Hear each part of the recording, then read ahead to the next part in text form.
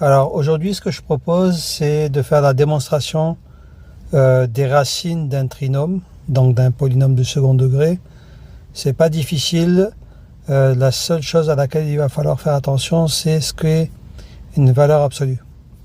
Donc on va commencer par l'expression d'un trinôme avec ax carré plus bx plus c. Donc ça c'est un trinôme, et quand on cherche des racines, on cherche les valeurs de x pour lesquelles ce trinôme est égal à 0. Évidemment, dans ce cas-là, on va prendre a est différent de 0, b différent de 0 et c différent de 0. Autrement, on n'a pas de cas classique, particulièrement si on a a égale 0. On va pas avoir un trinôme, donc c'est pas intéressant.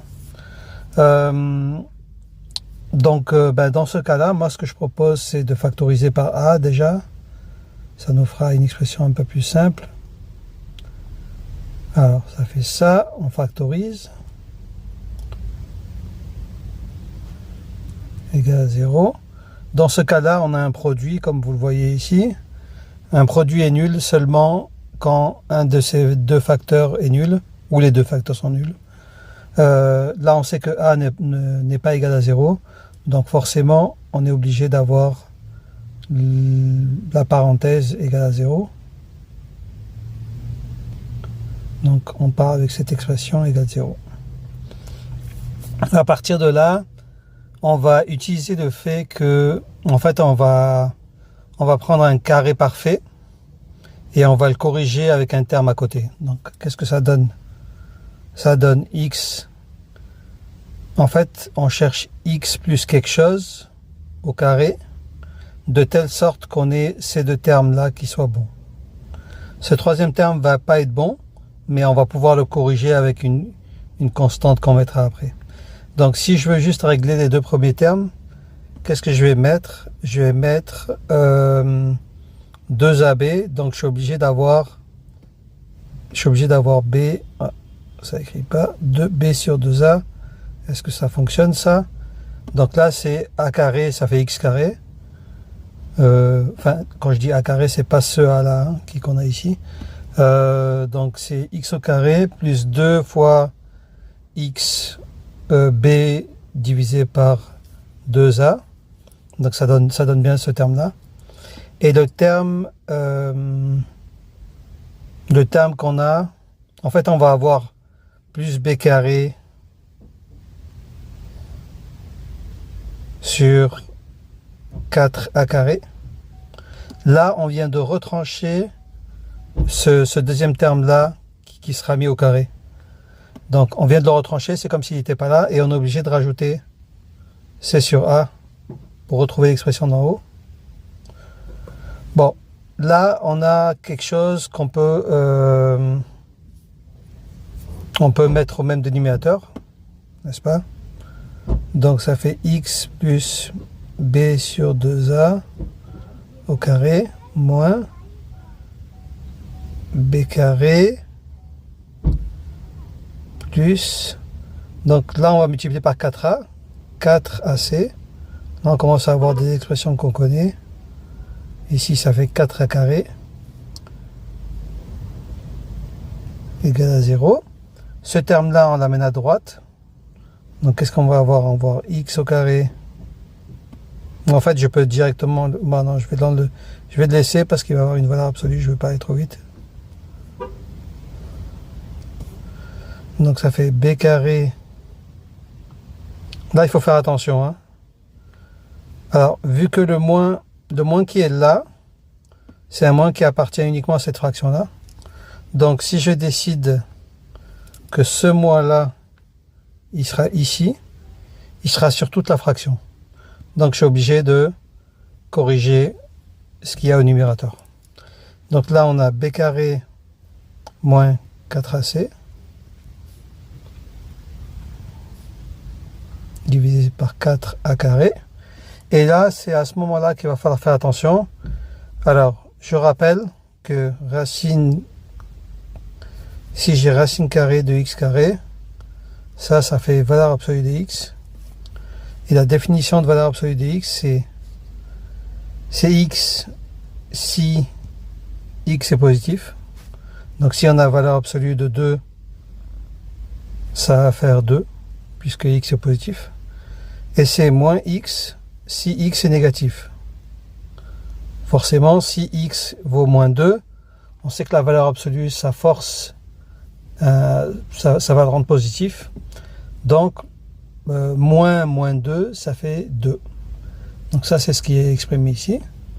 Donc si vous avez compris ça, on fait racine carrée des deux côtés. Le côté de gauche, on va avoir x plus b sur 2a, et on n'oublie pas des valeurs absolues. Et ici, on va avoir racine de b carré. En fait, on peut mettre delta, hein, je ne vais pas m'embêter. On va mettre delta. Et ici, c'est 2. Je vais mettre valeur absolue de a. Bon, ça fait beaucoup de valeurs absolues, mais on va les traiter un par un. Donc ici, on va traiter d'abord les valeurs absolues de gauche. Et on va laisser les valeurs absolues de droite. Ici, on a deux cas possibles. Donc, je vais faire comme ça.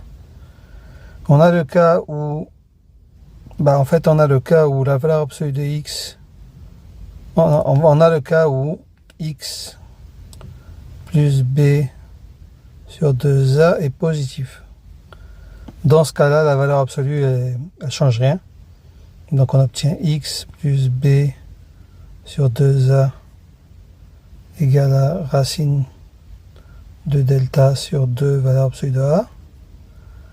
Et on amène, donc on va isoler l'inconnu, ça fait x égale à moins b sur 2a plus racine carrée de delta sur 2, 1. Donc à ce moment-là, on va avoir deux cas.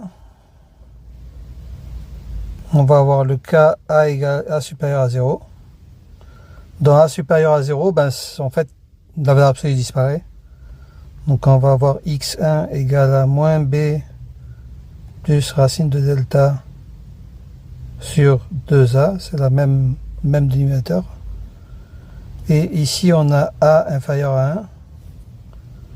On va avoir la valeur absolue de x, on a dit quand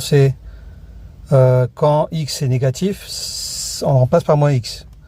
On remplace par moins x, ça veut dire que x2, il va valoir moins b, moins, puisqu'il se retrouve au dénominateur, mais il peut remonter, moins racine de delta sur 2a. Ok, donc ça, on a trouvé nos deux racines, c'est conforme à ce qu'on sait, mais on n'a pas fini le travail, puisqu'on va explorer des autres voies. Donc ici, c'est une voie.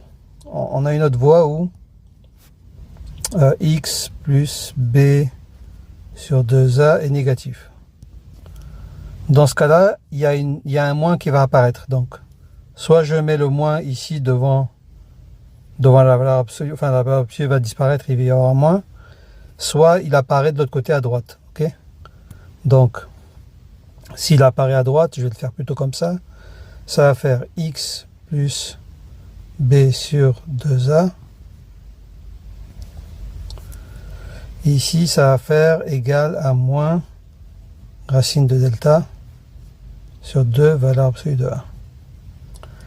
Donc, une fois que j'ai fait ça, ça va faire moins b sur 2a moins racine de delta sur 2 valeur absolue de a. Et puis, à cet endroit-là, on va faire le même travail qu'on a fait tout à l'heure. Et en fait, vous vous rendez compte d'une chose. En fait, on n'a même pas besoin de faire le même travail. Puisque si vous comparez ici ce moins et ce plus ici, vous comprenez que la fois où on avait a supérieur à 0 et qu'on avait un plus ici, en réalité, on va avoir un moins. Puisque on a ici un plus parce que la valeur absolue n'a rien changé. Le valeur absolue de a est resté a. Et donc ici, si je remplace valeur absolue de a par a, je vais retrouver cette racine-là, mais du côté gauche, comme ici. Et ici, je vais retrouver à droite, pardon, cette racine-là va se retrouver à droite, parce qu'en fait tout est inversé, si vous voulez. Enfin, je devrais même pas dire inversé, tout est opposé. Donc voilà, j'ai pas besoin de le faire, c'est quand même assez évident. Prochaine vidéo, ça va être, en fait, je pensais aux séries arithmétiques et séries géométriques. Donc, on va pouvoir faire le lien avec la somme de Gauss, etc. Mais dans le cas général, on peut faire les séries arithmétiques et séries géométriques. Je vais pas attendre 6 mois avant de la faire cette fois-ci. Je vais faire beaucoup plus rapidement que ça. Merci de votre attention et puis passez une belle journée.